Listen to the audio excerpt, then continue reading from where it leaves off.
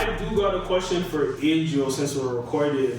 So how does it feel to do more than one podcast? Like, doesn't it is it overwhelming? Sometimes it can be time-wise, like if you record like a bunch of times in a week or something like that. But all the shows are different in their own way, so there's not like an overlap in that sense. And there's like a gratifying part of every single show in terms of like the reward of getting it done. Yeah. So from time-wise, for sure, like there's only so much time. So sometimes it is like you're recording, you know, every week or twice a week or whatever it can be. But you know, every podcast has something different about them that makes them rewarding. And then the different connections, you know, it's like I wouldn't connect with you guys on a different podcast, but for this podcast, it makes more sense. Yeah. So it's like these connections that I wouldn't have if I didn't do this podcast. So it's like, in a sense, I get to meet a bunch more people for each different show. Okay, and then I wanted to mention this. I was going to mention this like a long time ago, but you were at TIFF. What were you doing over there? I remember. Can I answer this?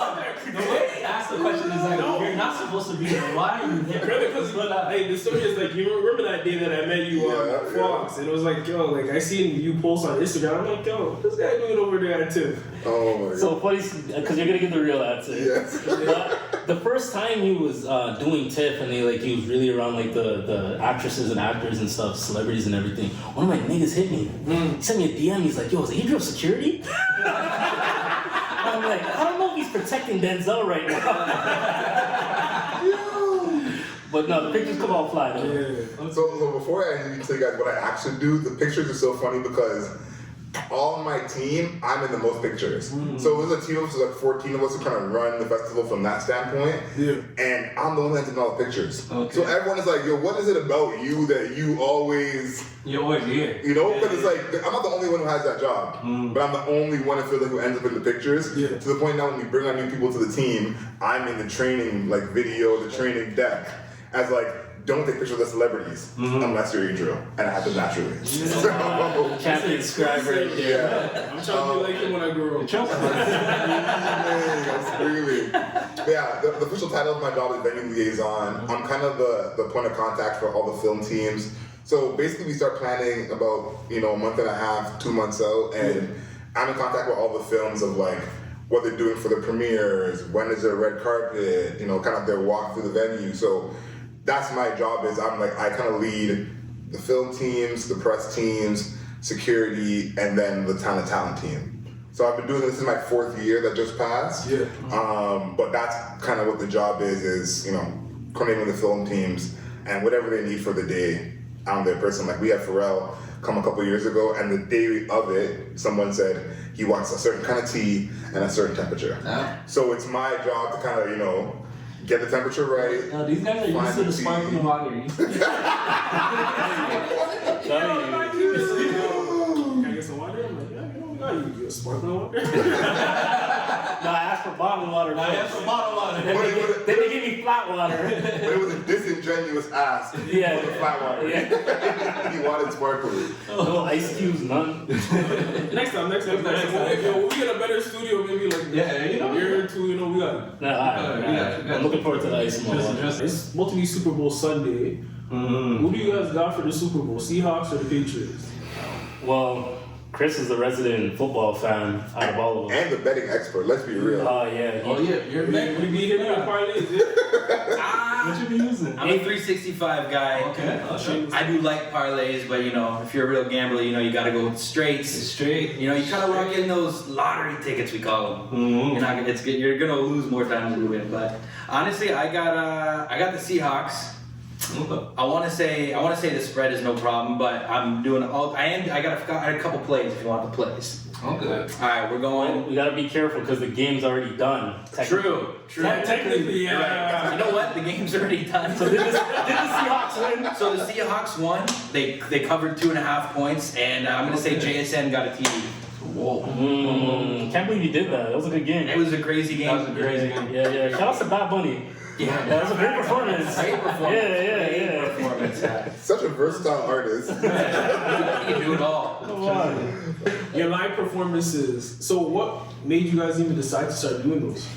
Funny enough, I just felt like a lot of the pods and the media spaces, like they're just sticking with the regular episodes, which is dope. Like we do that shit all the time. We love it. But then like I was thinking, how can I elevate this? You know what I mean? So one day pulled up to a comedy show. I'm like, yo, why can't we do something like a comedy show where we can still put people on in the city, like performers or whatever, but still like pod in front of everybody? Like we've seen live podcasts all the time. You know what I mean? Like, Shits and Giggles is one of them. I think Yeah. started to do. Yeah. Shits and Gigs. Extra Gravy's done some locally out here for sure, so shout outs to them. But I was just thinking to myself, like, how can I get that like comedy club feeling where it's like a dark room, you can go to the bar, you can do what you want to do, but you can still like enjoy like a bit of a show. Yeah. So we ended up getting that opportunity to do it.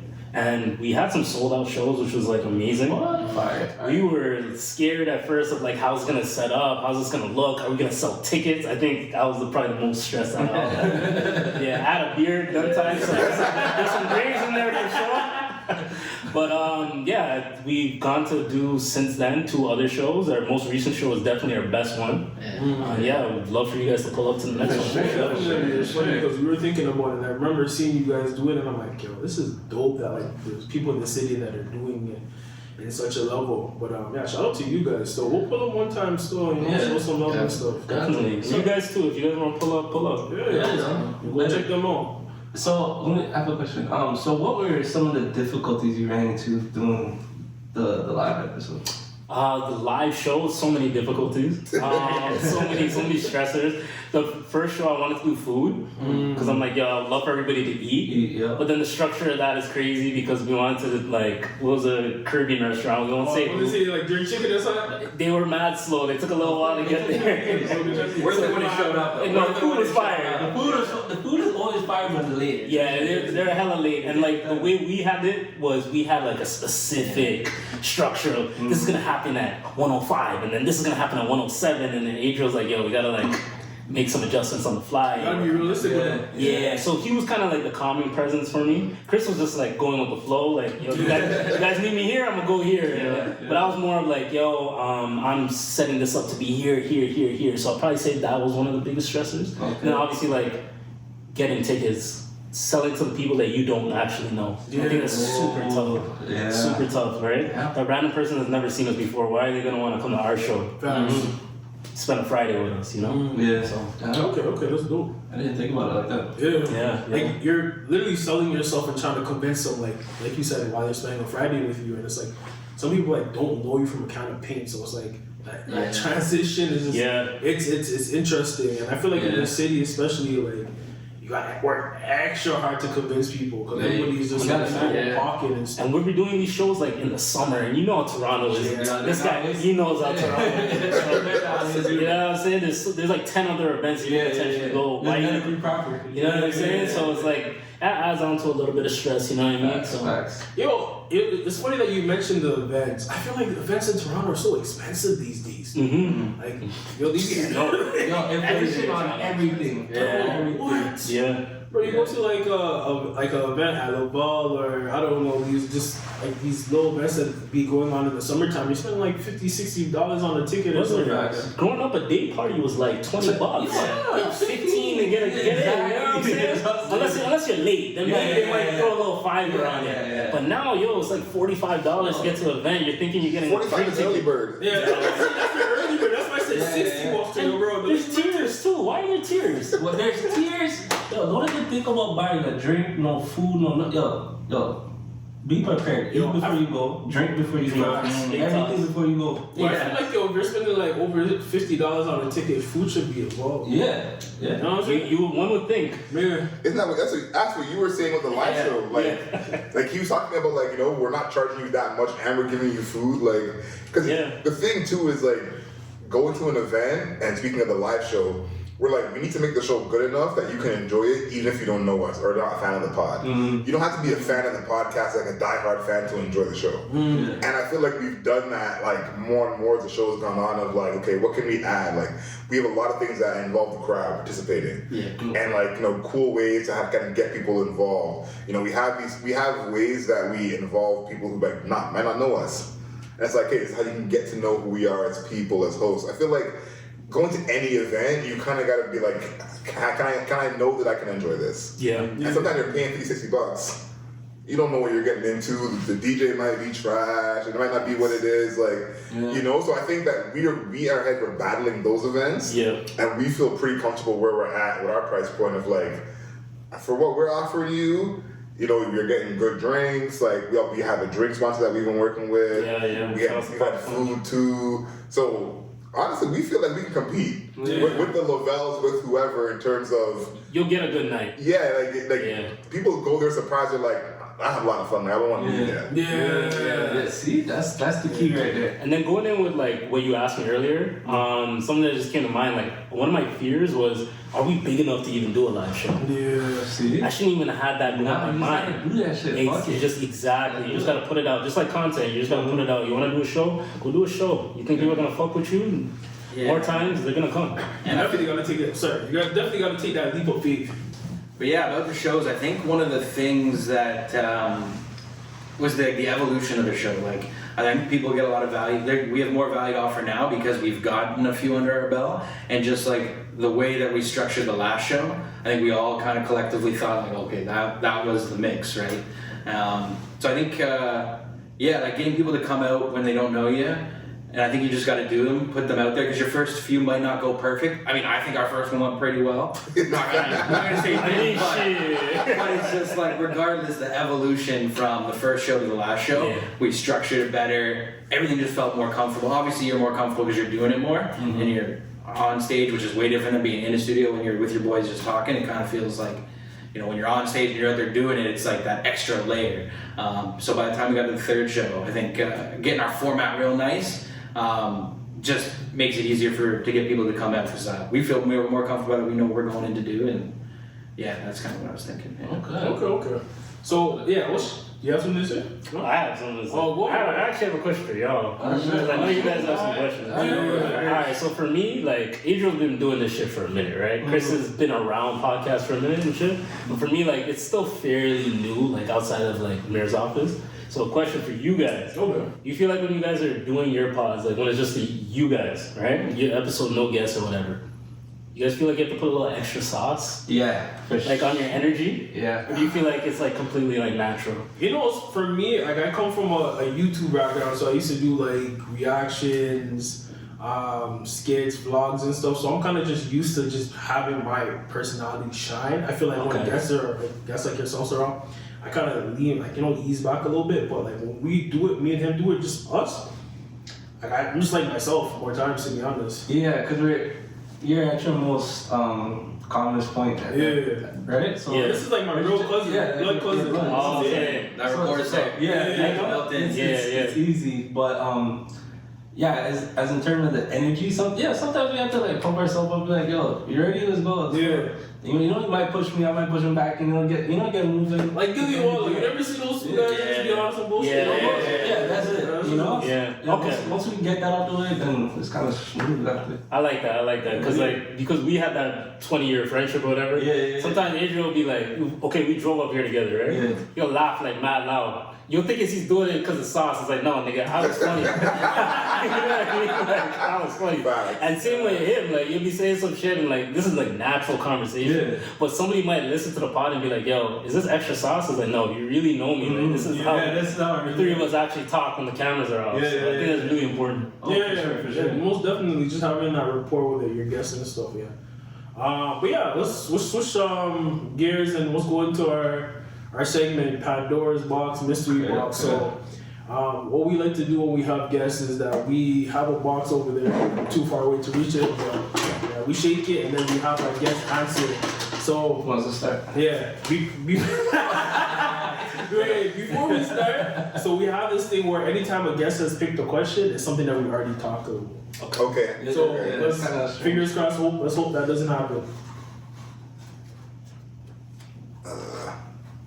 What role does entertainment play in helping people process trauma or difficult experiences in their lives? Okay. First time? Yeah, first time. So I have to answer it. Yeah. I mean, all y'all have to answer it. The role does entertainment play? I think, here's the thing. I'm including art and entertainment.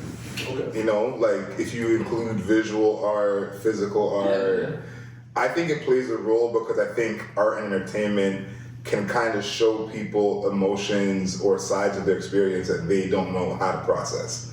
So you feel something and you're like, I don't even know how to explain what it is I'm feeling. And then you hear a song or you watch a movie or you see a piece of art that you're like, this is what I'm feeling.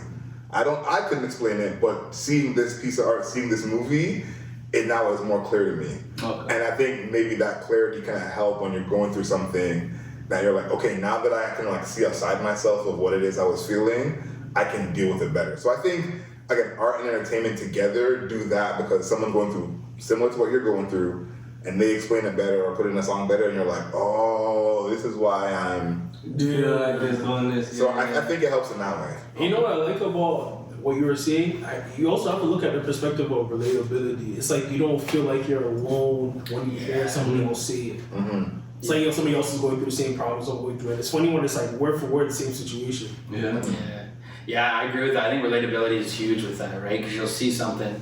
But on another side of it, it's also an escape, right? Like there's so many things going on. Everyone has all these different stresses. And sometimes you just want to be able to go, not have to think, forget about what your day was like, what your week was like, and just unplug and just, whether you're going to laugh or you're going to cry or you're going to see something, you just want to be, it's nice to have that escape and unplug for a minute and just be I want to shut my brain off and just, whatever I'm watching is what I'm doing and I'm getting some enjoyment out of it. You know? I think even on the other end of it too, we're talking about a lot of experience that we personally felt, but some of the experiences that we placed on others, right? Mm-hmm. So I watch a lot of movies, I listen to a lot of music.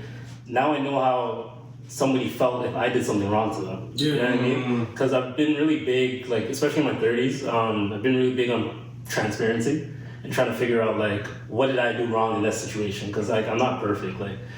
There's definitely something in any situation that you have with somebody that you did something wrong. So now I can kind of understand the perspective of that person without actually talking to them. Maybe there's a scene in the movie or something where I'm like, oh, I did the same shit to that person. Yeah. They're sad as fuck. Yeah. I probably made that girl sad as fuck a few years ago or something like that. You know what I mean? So. But that's growth really when you think about it. Because I remember being young. You think oh, I don't know. I remember being like that. I did nothing wrong. It was never me. It was always accountability. But you get a little older, and if you can use entertainment to find that, I think that's great. Man. That's growth. Yeah, most definitely. So let's go down the line. There's another question. All right, here we go. All right, here we go. How do you recognize when it's time to walk away from a relationship, and what steps do you take to heal afterwards? The worst person asked this question. Hold on, I'd like to do this. This disclaimer: anytime we have relationship-related questions, this is not a red pill. We are not a red pill. We're not a red pill. We're not a dating podcast either. You guys need to drop that. Yeah. We are not red pill. Like a whole disclaimer across it. Yeah, we love women. Oh yeah, so go ahead. I mean, honestly, I've been married for now, 12 years, so I haven't walked away from a relationship in some time. But how often do you feel like walking away though? Be careful with that one. I mean, truthfully, at this point, never. Okay. Younger days, you definitely have those lapses of judgment or thought when you're, I didn't know we were gonna get married, when, however long ago. But now at this point, I just had a kid, so I'm super locked in. Mm-hmm. I've been locked in for a while. Once I knew I was getting married, it was kind of all right, this is it, right? This is the plan. I mean, I think that's how it should be, right? Things don't work out, that's whatever, that happens. But I think overall, when it's time to step away, I mean, I'm thinking back to like I said, I've been in a relationship for a while, but in my younger days, it was often hard to step away, right? It was hard you're just caught up in the girl, the relationship, or you're fantasizing what it could be, or you're the memories, or maybe you're even reminiscing. He's like the memories, yeah. Who hurt you? No, we'll leave that alone. But now that I'm older, I can just put this this. I feel if things went south and I had other relationships, I think I'd be a lot easier to walk away because I'm not caught up in that. There will be another one. If it wasn't right for me right now, there's a reason for that. And you just gotta pay attention. You gotta have good people around you.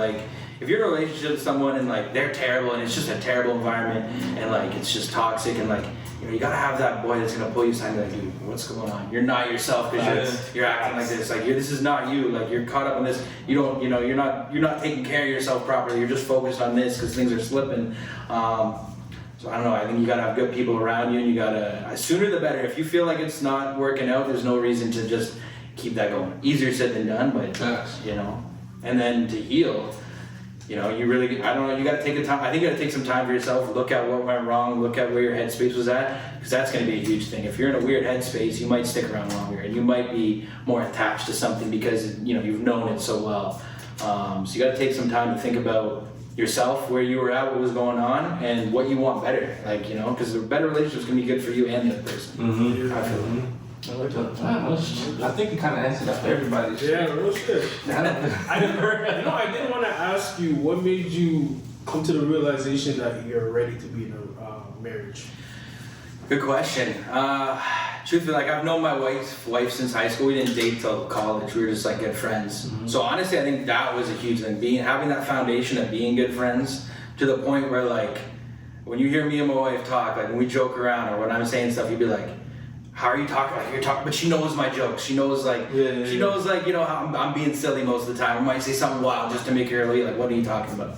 Mm-hmm. So what made it for me was just, I don't know if there's a specific thing. I think there was just a point where, I was young, I was out doing stuff. You come across somebody and maybe you have a glimpse for a second. You're like, okay, she's cool or whatever, but you're in a relationship. And then that's not normal. Those thoughts might come into your head, especially when you're younger. But it got to a point where I just wasn't thinking about that. I was just focused on us, and it was I already knew we had that foundation of being good friends. So it just made it so easy. So it was, I don't know if that was a good answer, but I think it was. I think at the time I knew, and I just realized we're locked in every level. She supports me, I support her. She wanted me to do what I want to do, and even I left my old career to start a business. She was fully on board. She could have been more nervous because I had a really good job at the time. I was moving up, and then she had to kind of, hey, we might take a little hit, but I think you can make this work. You're passionate about it. You're obviously not happy. Those kind of things all kind of were lining up, and I'm like, all right, what am I doing? This is my team right here. Yeah. When I really realized we're locked in as a team, and it wasn't just me or her, it was us. That was that's probably. That's beautiful, man. It sounds like you have a great support system. Yeah. You gotta support each other, right? And I think that's huge. It's easy to get distracted by shiny objects. Let's call them. I love the way you put that. That's what it is, but it's when you start peeling back those layers, you realize there's a lot more to it. So. Yeah. What did they say? Not everything that glitters is gold. It's gold, yeah. That's what those shiny objects are. Yeah. Man, Chris, you're bringing out the philosophy. I like it. It could be gold plated, bro. Trust me. Absolutely. Yo, who's this guy? Yo, trust But Alright, want to do another question? Yeah. Nerves, I can't follow that up. Yeah. You can't beat that.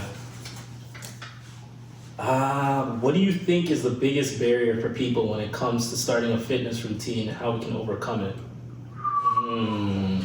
You know what I think it is? It's one of two. My bad. You should have asked me. I'm hearing the question. No, go ahead.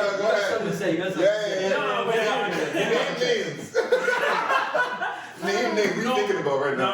No. It's not particularly names, but I think one of the biggest barriers is just knowing what to do in the gym and then just going to the gym. I find one of my biggest issues that I want to go to the gym, but it's I'm really in my couch just thinking do I really want to leave my house right now? My house is comfortable here. Cold outside. Mm-hmm. Yeah, and it's cold outside too, bro. Facts. You just be eating something, man. The food be too seasoned.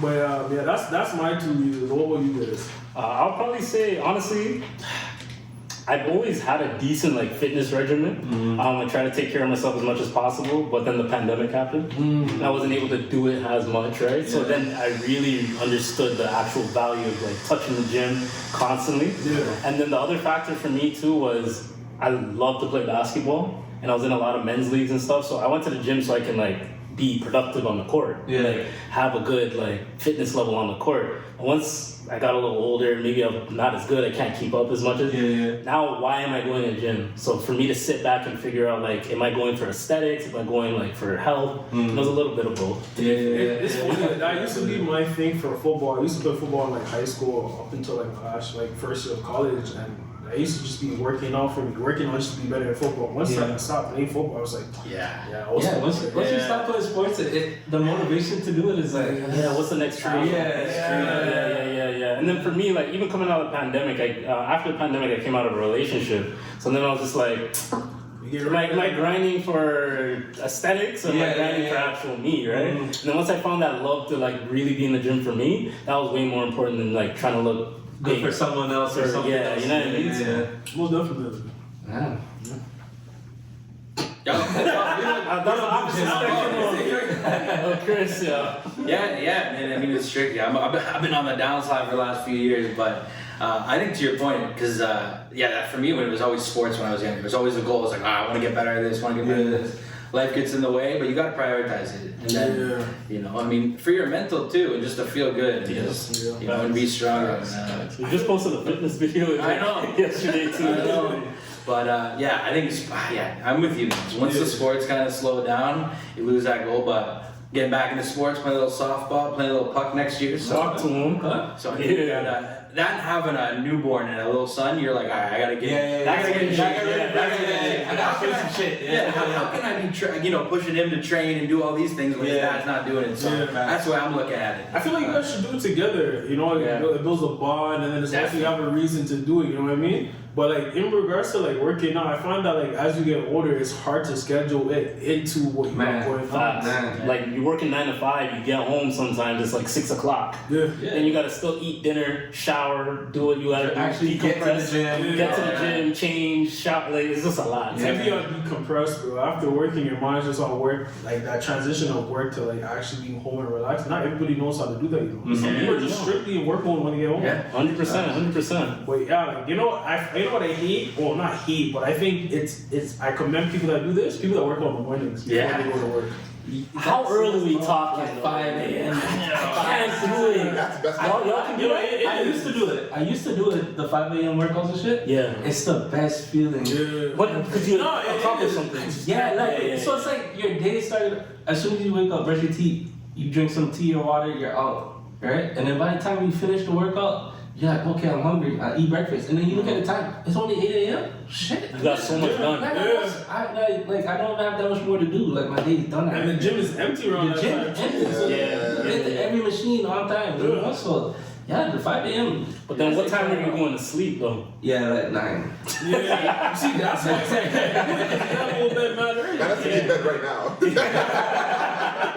That's the thing. Also, like being accountable. Like I feel like because I'm too busy, I don't have time for that. But when I really look at it, there's some things I could move around if I were to easily. Like just to hold myself personally accountable. Like I know a lot of times I'm like, no, that's bullshit. Like you could have figured it out. You didn't need to do that. You could have done that. You know? And I probably took the easier road because I'm like, no, I can just do this. And I'm still being productive in a way.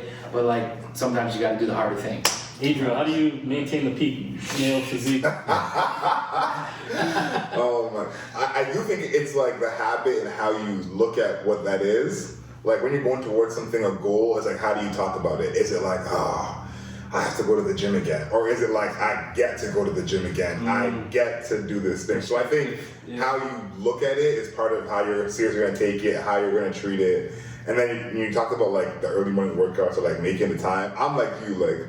Early morning, I think, is the best time because your day started. You've already done that. You know, you got people the day. Don't worry about it. Your day moves on. Like, but I think the thing is the habit of it is that like it becomes what you think about. You know, like that's something that I realized that when it became second nature to me is I don't have time to always go in the mornings now. You know, I usually try and get to work for 8 a.m. Yeah. So I don't have time in the mornings now. But there's a time in the day where I'm thinking about like.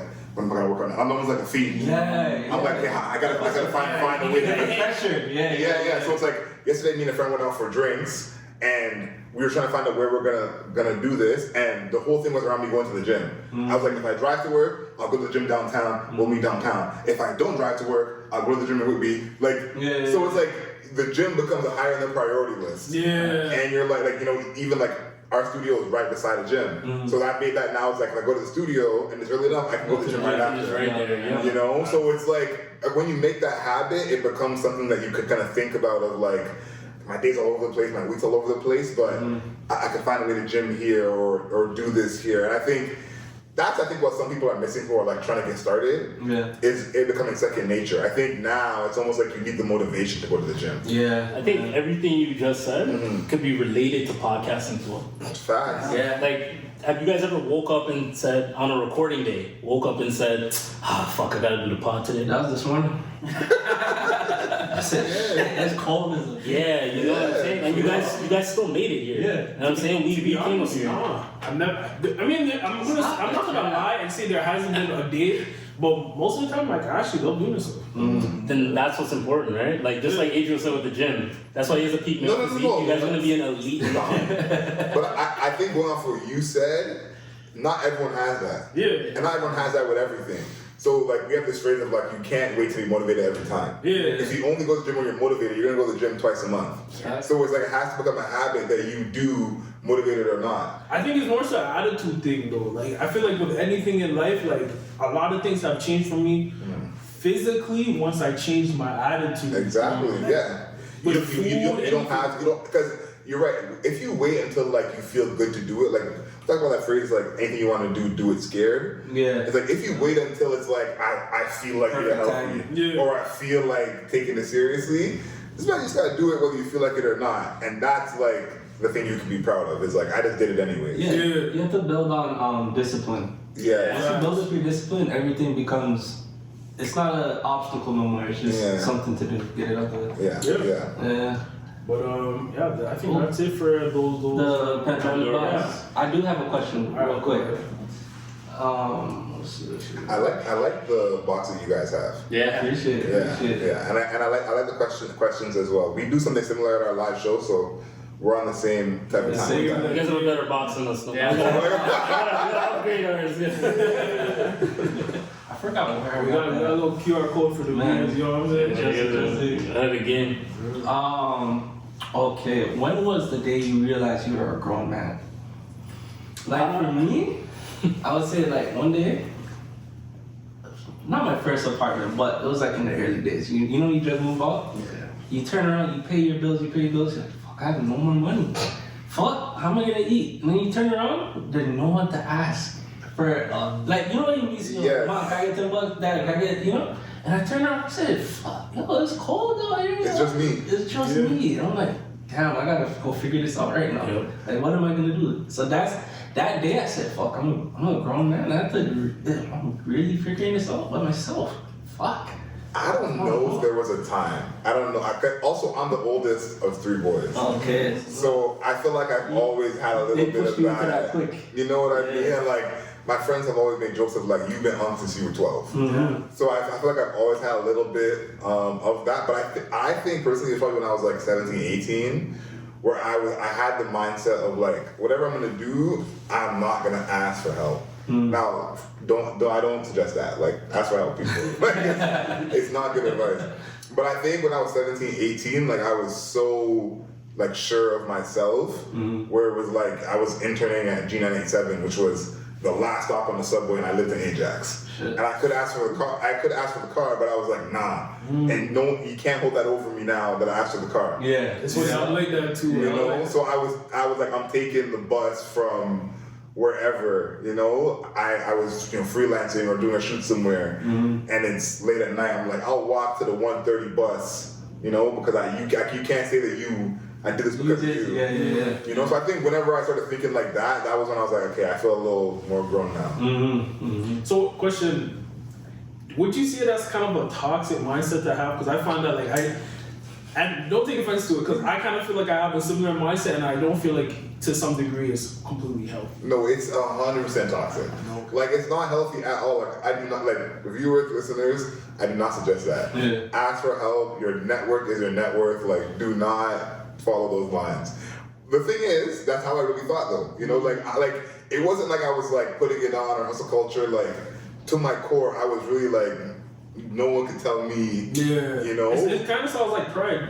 100%. And I do think it's toxic because I think ultimately what you kind of realize as you get older is you're like, no one is accomplishing this thing all on their own. Yeah. You know, like I think of that story of how Giannis didn't have a passport when he was going to get drafted. Yeah. And Masai had to do the paperwork and help his family get him a passport. Mm-hmm. Also, Giannis was the talent and his coaches and whatever, but he can't get drafted without no passport.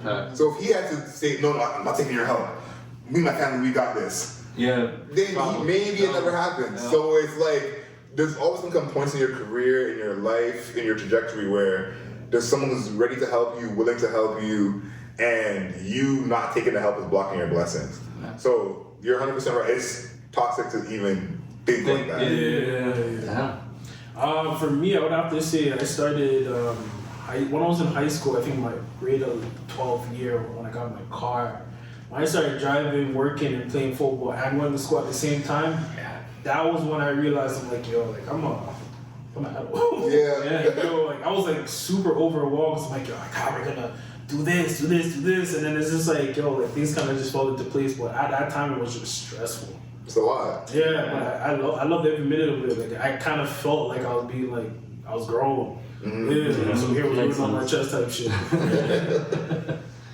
For me, like it was a little different from kind of you guys' situations. Like I didn't have that opportunity to ask anybody for help. There was nobody to ask for. I moved out like super early, like 19 years old. Oh shit. Yeah. So I moved out super early, and I remember like because I was putting myself through school, like with work and everything like that. I was working like 2 jobs at 19 years old. Like my first job, 2 weeks later, I had to go get a second job. Shit. It's like little things like that, and it really hit me. I came home one day. And there was like no food in my fridge at my apartment, right? At the time, and I laid down in my bed. I was hungry as fuck, like word to God. So I was hungry as fuck. I looked up. I looked up at the ceiling, and I was like almost 20 at that point. Like I did it for like 8 months, or whatever. And it was just, you know, you're in between paychecks. Yeah. So I'm like, okay, I can't eat till Friday, but it's still Tuesday. You know what I'm saying? So I was sitting there and I looked up at the ceiling and I'm like, yo, should I call my mom's? And mind you, I moved out for whatever reason. And I looked at the ceiling and I'm like, yo, fuck, like, this is me right now. Like, I'm by myself right now. If I don't work, I don't eat. And I had no one to really like turn to. Like, of course I had friends and shit, but like, I'm not gonna ask another 20-year-old to lend me $200 or sleep on the couch. Later. You know what I'm saying? And I'm very prideful in that sense where like, I'm not sleeping on your couch or anything like that. So like, Adriel, as long as Adriel's known me after high school, I've been living alone. Yeah. You know what I mean? And it's been like that for a very long time for me. So I do recommend if you have a loved one, if someone that you care about, just like Adriel said, go find them. Mm-hmm. But if you have your back against the wall, tomorrow's gonna come. Like tomorrow's gonna come.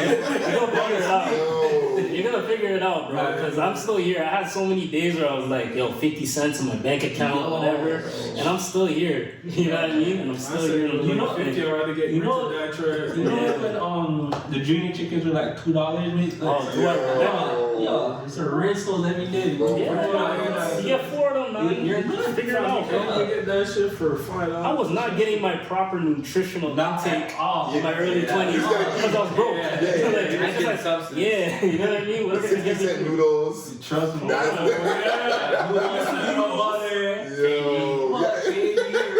I still had the key to my mom's place at the time, and I was like, yo, if it's like 4 o'clock, I know she's still at work, maybe I can creep in and grab something. And I was just like, nah, I can't.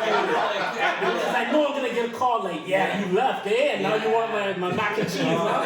So I was just like, nah, I gotta do this on my own. I made this decision for the reasons I needed to, and I gotta live with it. I can't lie, those times, any party was going on, I was there. Yeah, we figure a way. Yo, there's food, there's drinks. I could survive for it. You had more fun at those parties than you did paying $50 at the bell. Those parties like early 2015, 2016, those parties used to be mine. You didn't have to worry about anything, just bring a bottle of your blood. Yeah, straight. 3-man split at LCBO, you're good. Sorry. But let's switch gears.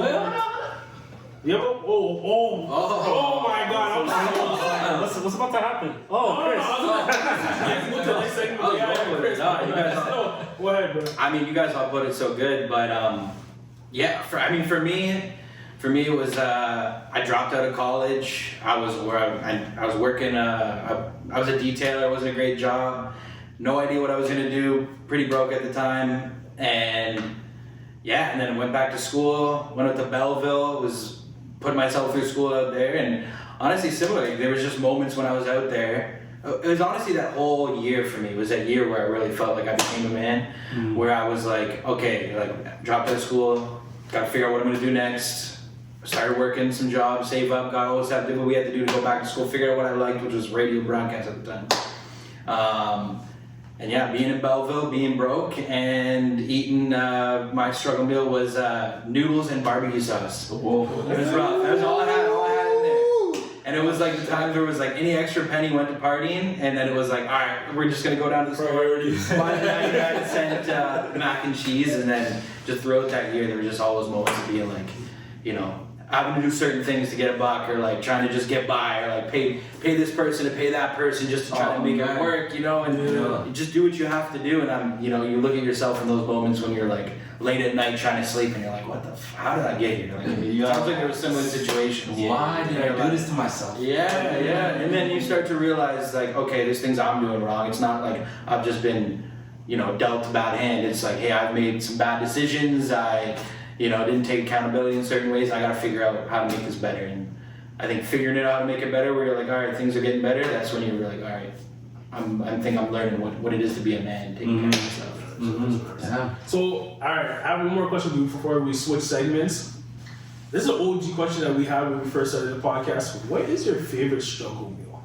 That's a good question. I like that. Because we were just talking about it. I'm like, I think that's a good question for y'all. I'm gonna go. Christian said his with the barbecue. That's not my favorite. That was a real struggle. That was the only option at the time. We only did that once and we realized that's terrible. We didn't even have butter. You could just do the butter. I didn't have butter at the time. I didn't have milk. I literally had spaghetti noodles and barbecue sauce. But the struggle was just there's a little convenience store by my spot. 99-cent boxes of KD. I swear there was a time where I'm running 2 boxes a day. Not a vegetable in sight. Not good. But you know what? The blood is barely flowing through your face. But somehow we figured out how to get that, those 6 tall boys at PBR. We made that work. Don't do that. Real. Oh my God. You're not that hungry when you're drunk, kid. Forget about that. When you're like planning around where the food's gonna be, you're like, okay, if I visit here, they got snacks in the office. Here by the school, they always got free pizza over here. When you know that schedule, that's when you know. You're down bad. You know what I did one time? They had an eating competition at a restaurant. Yo, crush that. Picture up there. Wait for times like this to shine like this. My favorite struggle meal, and this is only for if you know, but Jamaican bun and cheese? Yeah. So you take the bun and cheese and you put peanut butter and jam on it. What? That's probably... That sounds kind of nice. That's bad. Yeah, that's the favorite. That's the favorite struggle. You stack enough of those together, your stomach is full. You're good. Your gut health, different story, but Don't worry about that next your stomach is full. You need to wash out. Clean out. Still. I would have to say, when you don't have like a hot dog bun, so you have to use like the bread and then the hot dog, so you do the makeshift hot dog bun. That or like bully beef and like rice and peas. Oh, that's a classic. Bully beef and rice and peas. Is that a struggle meal though, for real? How much is the How much is it? It used to be like Back in the day, it was back in the day it was I think now you probably would chef it up and be like, I'm cooking with something. But and it's funny because at least for me, back in the day, I realized now that I was struggling when my parents made it for me. Like when you're younger, you can't tell the difference. This is just more Jamaican food. Now that I'm older, I'm like, oh, you were on the ends. That's why we had 3 days of bully beef. It's added up now. But now it's like an arm and a leg for it. I think I've seen like a post where it's like $6 for like $7 for a can. That's bully beef cheap again. We get a red hot. That says that. Ralph, what's yours? Yeah, what's yours? I'll do mac and cheese, but not like KD because it was always the most expensive mac and cheese. So like a Great Value or like a no name, and then cut up the hot dogs and let the hot dogs boil with it. So then you get a little protein. Protein something. Yeah. So that's how I do it. The mac and cheese with the hot dogs. You ever tried the white cheddar one? I was about to say. That's better than the game. Cheese powder. No, the white cheddar is the best one. Easily. Put a little butter in there too, man. I got one last one for. I don't know if you guys know. Have you heard of these? They're called the cheese. You know what a cheese dream is? A cheese? No. I don't know if we made it. I don't know if we made this up, but we would literally just. It's just you get the bread, just the processed cheese, slap a little one on there, throw it in the microwave so it melts. A cheese dream. Wow. Like almost like a It makes it like a cheap grilled cheese. You don't have butter. I guess I could have just heated it up. I don't know why I did that. I don't know why I did that. Actually, I was never had it like that. That's crazy. I've done that before. It's still fire. It works. But yeah, I don't think it's fire. Half of those were struggle meals, man. Boxed some of them last week. But listen, you gotta name it all the foods that you kind of gotta grow out of. Because processed cheese now, it's like don't eat it. maybe if you're somewhere and you get like a cheeseburger somewhere, that's the only place. But in your own home, don't bring it in there. That's off limits. Especially because you can get like just regular pasta shells for the cheap. So getting KD now is almost like I didn't need to do that. I could just get some pasta shells. I make just so you doing that. You know what I mean? But this is the part that I love to say. So we do talk about a lot of bullshit, but we do talk about a lot of real shit. So let's get into it. How is y'all's mental health? It's my ass out in January, February. It's like it's the coldest time of the year, negative 30 outside. Oh shit, I'm doing terrible. Yo, you're the first guest that actually said, yo, bro, honestly, I'm doing shit. Oh my god. No, to be completely honest, like on a day-to-day, nowadays, I have so many different distractions that keeps me like positive, you know what I mean? Like I love watching movies. I mentioned that earlier. I'm a big anime guy, so I really try to like have hobbies. Top three anime. Right now, you know, I was gonna ask the same question. I'm like, animes, not mangas included. No, animes. I'm gonna go Full Metal Brotherhood. Okay. I'm gonna go Full Metal Brotherhood. I'm gonna go One Piece for sure. That's number one. I was waiting for that. Never disrespect One Piece. FMA Brotherhood, and I'm gonna go Attack. I'm gonna go Attack on Titan. Yeah, I think that's the most tight-knit story. No more, so that's my favorite one. There you go. Attack on Titan. Okay. But yeah, back to mental health. Oh yeah. Now I'm in a good space now, like, cause I have so many distractions. Like the pod that we do, like it really just gives me something to look forward to every week. Even just editing clips, like the weeks that we don't record, like these things like bring me happiness. It's like I get up in the morning and I have something to do. And I'm not gonna lie to you, I have a dog, a 4-year-old dog, and she just keeps me positive all the time because I actually have to go outside now. If I'm having a bad day, like I have to go outside. I have to meet people. I have to talk to people. So is it a little dog or a big dog? She's a small dog. Yeah. There's another reason to get exercise. Exactly. I don't like small dogs. I can't lie. They're the worst. All right, man. Everybody has been in their office. Yeah, for me, for mental health, I think Ralph put out a good point, having those distractions, those things that you're working towards every day, because then you're focused. And I think for anyone, I was just speaking like for me personally, like I need to have goals that I'm working towards and doing things. Like when I sit stagnant, but a big thing also is just having the right people around you. You know, like if you have good people around you that you can trust and hold you accountable, that you can laugh with and like talk serious with. That's going to be huge, because like if you're stuck in the dark and you have no one that you can even like, and I get it, no one wants to just pull up on someone and like trauma dump on them, but like if you have the right people around you, they'll clock when you're like, they can tell something's going on, and they might find a way, if they're good people, they'll find a way to kind of, hey, what's going on with you, man? Everything good? Like anything, they'll find ways. I feel like, because I think I've had a good group growing up that would happen on occasion. Sometimes people, it slips, but people around you I think is huge. Facts. Good people. My mental health is good, honestly. This is probably the most peace I've had in years, and I'm just practicing gratitude every day. Yesterday, I fell asleep meditating for an hour. That's the best. Are you meditating? That's the best sleep. I thought I was meditating. He was just dreaming. It was a good dream. And this is before I had work and it was in the office day and I was still on time and I was still productive. I'm like, it all worked out. I think there's like a turn that happens sometimes where things are like more happening to you than you making things happen. Yeah. And I think I'm definitely in the making things happen like mental place where I'm like, things are not happening to me. It's like if I feel overwhelmed, that's on me. You know, I gotta take my time to calm down. You know, recenter yourself. Whatever I need to do, it's like yes, it's gonna be busy, but how I handle it is something separate. So I'm in a place that is practicing gratitude every day. Like if there was an Olympics for gratitude, I'm Michael Phelps. Gold medal. Yeah, 100%. So no, I'm in a really good place.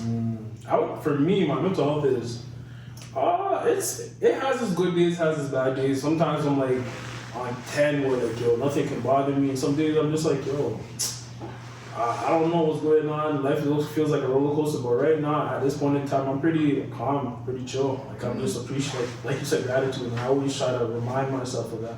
That you need to be appreciative of the situation that you're currently in, right? Because there's certain people that pray to be in the situation that you're in. You know what I mean? Like you said, you know, I used to pray for times like this, right? And just even with that mindset, it definitely puts me in a good mental state. Sometimes you're the person I was praying for. That's what I think about. Like, when me and Ralph first started this podcast, we would have died to have it look like how it looks now.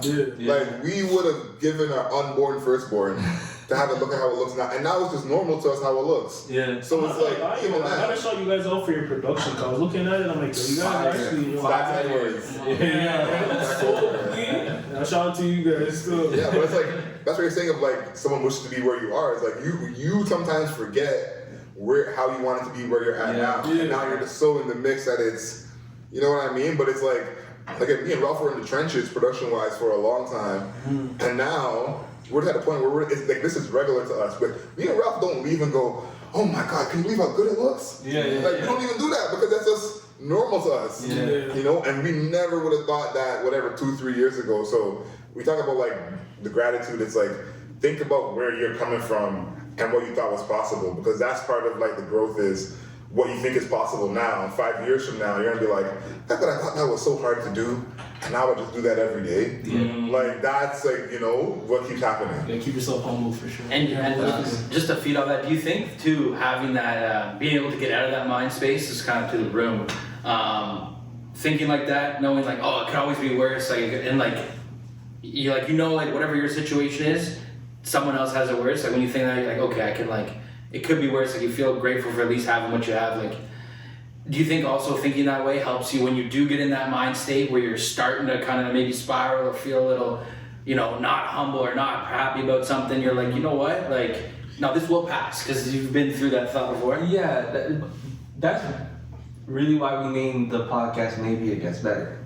So having that mindset of maybe it gets better is like, it's bad now, but okay, maybe it gets better, so let me just keep going. It's more so just to be hopeful that things are better. Like, more optimistic. Like, you know, maybe like, I put it in a percentage, like, you know, like 30% of you like, oh, this situation is bad, but like that 70% is like, yeah, it gets better, right? Where it's like, maybe it gets better. You're more hopeful that it is than that it's not gonna be better. You know what I mean? So, but to answer what you were saying, to have the gratitude and also know that somebody may be having a worse situation than you are. For me, there's times where like, yeah, like I'll think about it, like, yeah, like, you know, like I'm tripping, but it's like, I feel like you have your own problems, and despite what everybody else is going through, like your problems feels like you have the weight of the world on it.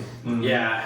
Biggest problems in the world. Exactly. You have the weight of the world on your shoulders. Yeah, and sometimes when you step back, sorry to cut you off, sometimes when you step back, you realize, yo, this is not even big. It's the smallest thing I have to deal with this week. It's not that bad. And I think you two gotta really like cherish your family bond. Like you guys are actually blood family, but cherish like the bond you guys are making on camera. Cause like so many pods, things happen, things break up. Like people like just say fuck it, we don't want to do it anymore because they don't like each other. Like we've seen it on a big level, and we've seen it on small level multiple times. Like with us, it wasn't always 3 people. So at times it was 4 people, and we had to kind of get over that hump, you know what I mean? And like, are we still doing this because we love it? Or do we still all rock with each other? So I appreciate the fact that you guys are actual family and doing this constantly. And like, I'm praying for you guys to just keep growing and appreciate that, man. Yeah, I appreciate that. It means a lot. Yeah, man. Wanna switch gears? Switch gears means that we're done. Well, it's been a pleasure having you guys. We're a little bit over time. But is there anywhere that people can find you? Do you guys have anything coming up? So much shit. You can go ahead, Adriel.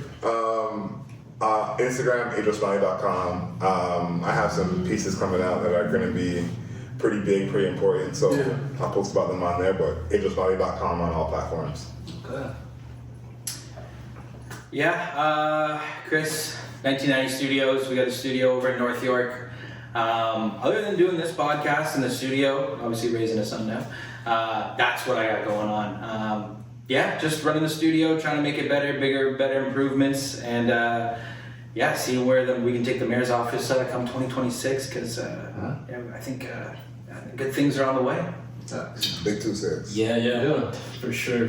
Well, we're really trying to make this our biggest year. And it's great to just connect with guys like you and just other creatives in the city. We've been trying to make a big push to kind of do that a lot more this year and really see like what the vibes are and just connect with people and network with people where it feels genuine and authentic. And you guys can find me, Ralph.themayor, on damn near every single platform. Follow me on TikTok. I'll be posting some dumb shit. But I have a lot of fun there. Follow the pod on YouTube, The Mayor's Office. And on Instagram, The Mayor's Office. We have a lot of shit coming. We're always recording. We're always trying to make content with people. We got these handsome gentlemen pulling up to our show very, very soon, so you guys check that out.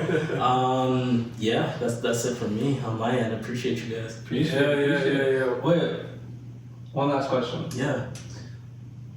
Is cereal considered soup?